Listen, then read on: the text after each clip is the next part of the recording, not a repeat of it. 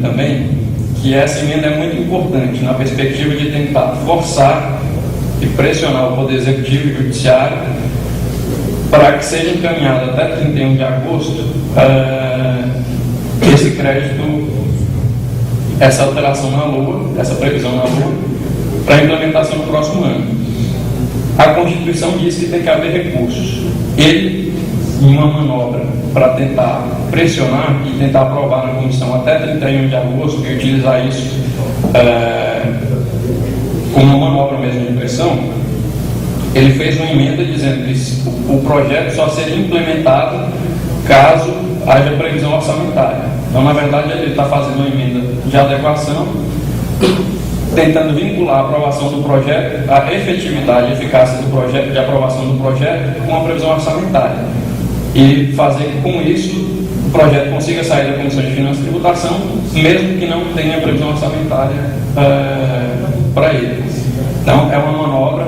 Ele está trabalhando na perspectiva de tentar aprovar na comissão antes de 31 de agosto, para utilizar isso, e serve para vocês, no mecanismo de pressão com quem tem direito, Poder Executivo e Poder Judiciário, principalmente.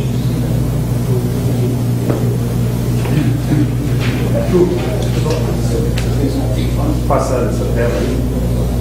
Ficou bem claro, o item 2 restringe as disposições da lei para os aposentados pensionistas. Então, restringe ou alcança, não permite que os aposentados sejam excluídos? Essa ficou a dúvida aí. Na verdade, é justamente essa emenda que ele tenta não deixar margem para que os aposentados pensionistas sejam excluídos. Exatamente.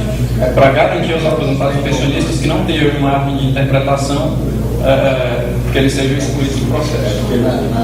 O projeto de lei está no que couber aos aposentados pensionistas. Aplica-se só lei que couber, para tirar esse couber.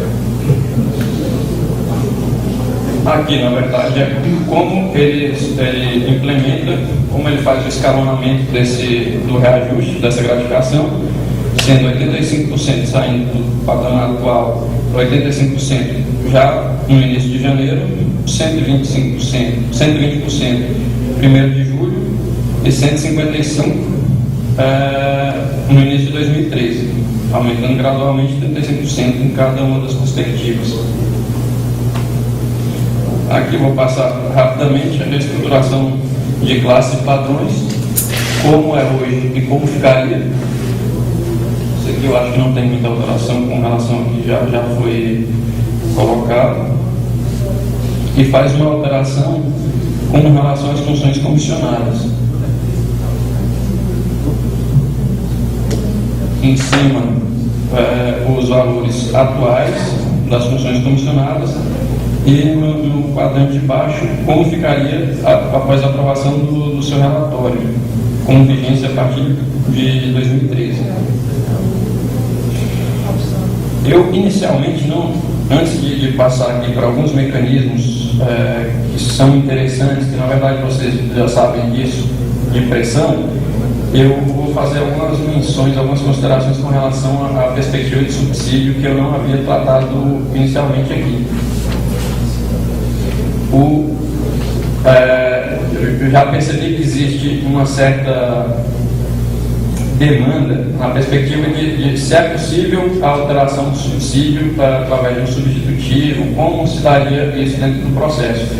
O próprio deputado Policarpo, no seu relatório, mencionou que teria um vício de iniciativa o Congresso Nacional tratar desse tema, já que haveria uma substituição, uma mudança na forma de remuneração.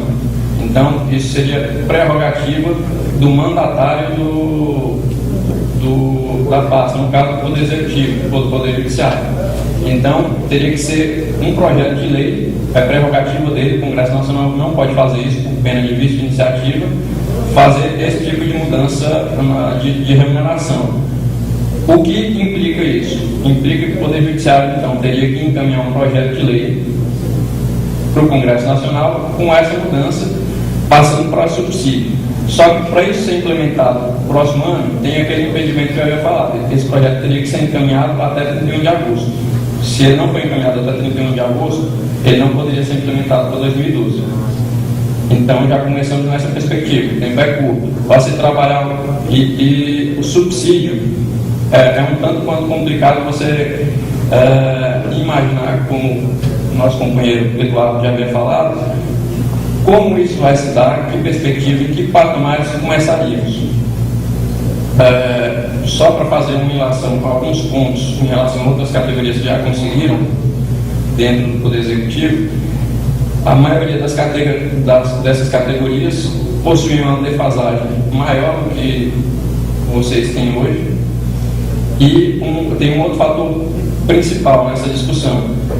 Essas categorias queriam, na verdade, a paridade, os aposentados queriam a paridade. Hoje, isso acho que vocês já têm contemplado. Então, essa é uma das perspectivas que eles queriam alcançar com essa mudança do subsídio. O cálculo disso vai ser feito dentro do judiciário, então não há como ter certeza, algo concreto sobre que patamares esse subsídio seria implementado. Pode ser um valor interessante, mas também pode ser um valor não tão interessante. Além disso, tem algumas outras questões de mérito em que quem tem direito ao subsídio seriam as atividades fins, as atividades deles também teriam. Então, essa já é um outro implicativo de discussão. Não cabe a mim, eu não tenho conhecimento jurídico a respeito disso, mas é algo que tem que ser discutido. Então, eu só estou querendo demonstrar que, com um prazo curto que nós temos que trabalhar nessa perspectiva de implementação do próximo ano, sobre esses riscos iminentes dentro do Congresso Nacional, se vamos caminhar para esse lado, tem que haver celeridade. Se é na perspectiva atual, da mesma forma. Então, só demonstrando que existem diversos riscos e que, para mudança de uma outra perspectiva, de outra conjuntura, não há muita margem de tempo para negociar, saber o que vai fazer e tal. Estamos num estágio, talvez, de mais pragmatismo e decisão mesmo. Agora, eu vou adentrar aqui na última parte que eu havia mencionado. Bom, os mecanismos de pressão, que é mais interessante. Isso aqui é a função que vocês já estão cansados de saber. A questão da greve, para tentar ajudar o próprio relator e buscar auxílio dentro do Congresso, dentro das bases do Brasil inteiro, pressionar os parlamentares afeitos à causa, os parlamentares ligados à Comissão de Finanças e Tributação, que é onde o processo está hoje, para que o Congresso cada vez mais tenha apego com a matéria, para auxiliar nessa interlocução e pressão sobre o Poder Judiciário e sobre o Poder Executivo. Infelizmente, para vocês aqui do Maranhão, havia acho que um único parlamentar na Comissão de Finanças e Tributação aqui do Maranhão, que faleceu agora, que é o Luciano Moreira.